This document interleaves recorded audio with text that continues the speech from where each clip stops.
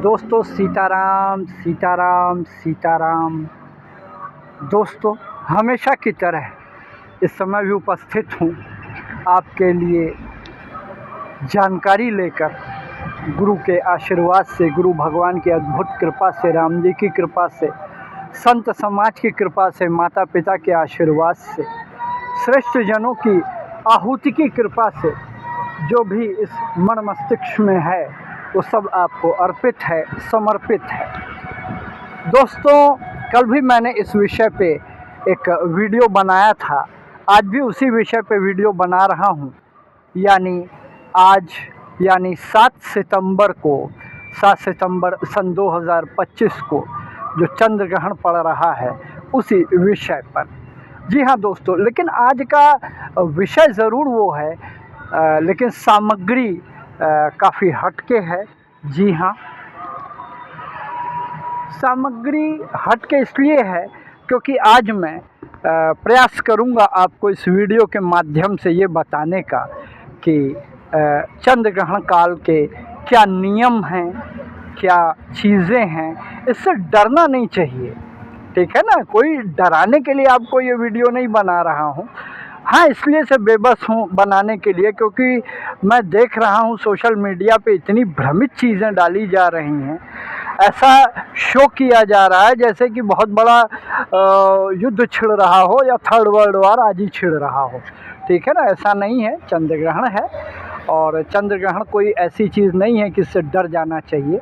हाँ, ये चीज़ ज़रूर है कि भरसक नियम का पालन करना चाहिए, क्योंकि नियम के पालन से आपके जीवन में जो घटनाएं, दुर्घटनाएं, जो अशुभ चीज़ें घटनी हैं वो लगभग शून्यता की तरफ बढ़ जाएंगी और जीवन सुखमय रहेगा। जी हाँ दोस्तों, चंद्र ग्रहण का सूतक 9 घंटे पहले लग जाता है, इसलिए चूँकि आज का ग्रहण जो है वो रात के 9:57 पे शुरू होगा, तो इसलिए सूतक जो है आज अभी दिन में कुछ घंटे बाद यानी 12:57 पर प्रारंभ हो जाएगा। जी हाँ, और ये सूतक समाप्त दोस्तों होगा जब ग्रहण समाप्त होगा, तभी ये स्वतः समाप्त हो जाता है।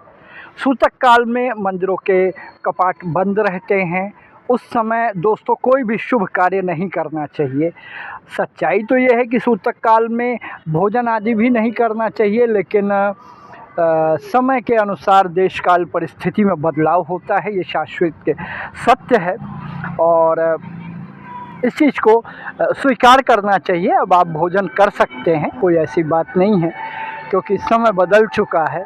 लेकिन एक आपसे आग्रह है कि ग्रहण काल में कृपा करके भोजन न करें। आज संभव हो तो 9 बजते भोजन आदि करके और मुक्त हो जाएं, निवृत्त हो जाएं, और उसके बाद चूँकि 9:58 से ग्रहण लगेगा तो फिर उस ग्रहण में सोना नहीं चाहिए। भरसक जितना संभव हो भगवान का भजन करे, भगवान का कीर्तन करे या किसी मंत्र का जप करे। अगर आपने गुरु कर रखा है तो गुरु मंत्र का जप करिए, नहीं गुरु कर रखा है कोई बात नहीं है, कोई अपराध नहीं है। आप किसी भी मंत्र का जप कर सकते हैं। कुछ ना समझ में आए तो भगवान शंकर का करें, क्योंकि भगवान शंकर अकल्याण को नाश करने के लिए बहुत ही सरल और सुगमता से भक्त की सुनते हैं और उसके कष्टों का निवारण करते हैं, उस कष्टों से निकालते हैं। जी हाँ, उसके बाद से ग्रहण समाप्त होने के बाद अपना स्नान वगैरह कर ले। चूँकि मध्य रात्रि रहेगी तो शायद आपको आलस आए, आप सो जाएं तो कोई बात नहीं, लेकिन सवेरे उठ के सबसे पहले स्नान अवश्य करें। इस वीडियो में एक बात और बता दूं, काफ़ी लोगों के मन में शंकाएं होंगी, क्योंकि सोशल मीडिया की स्थिति देख के ऐसा ही लग रहा है कि लोग बहुत ही भयभीत भी हैं। ऐसा कुछ नहीं है, लेकिन हाँ ये भी कटु सत्य है कि इस ब्रह्मांड की 3 राशियों पर इस ग्रहण का ज़्यादा जो है दुष्प्रभाव है। वो राशियाँ हैं कुंभ राशि, क्योंकि कुंभ राशि में ये ग्रहण पड़ रहा है, उसके बाद उससे पहले की एक राशि यानी मकर राशि, और कुंभ राशि के बाद की एक राशि यानी मीन राशि। इन राशियों पर इस ग्रहण का कुप्रभाव ज़्यादा है, इसमें कोई दो राय नहीं है। इसलिए घबराए नहीं, चिंतित ना हो, भगवान का भजन करें, भगवान शंकर को याद करें।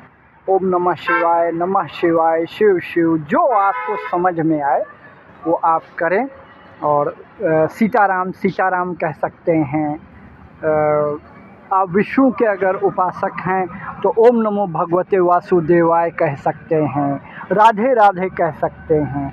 कुछ भी जो आपके जिह्वा पर विराजमान है, जो आपको कंठस्थ है, जिससे देवी देवता के प्रति आपका भाव अगाध है, वो कर सकते हैं। अगर माँ के उपासक हैं तो माँ को याद कर सकते हैं, ठीक है ना। गम शिम गम है, श्रीम शिम शिम है, ठीक, कुछ भी कहा जा सकता है। सर्वमंगल मांगल्य शिवे सर्वार्थ साधिके शरण्ये त्र्यंबके गौरी नारायणी नमोस्तुते, किसी भी मंत्र का जप किया जा सकता है।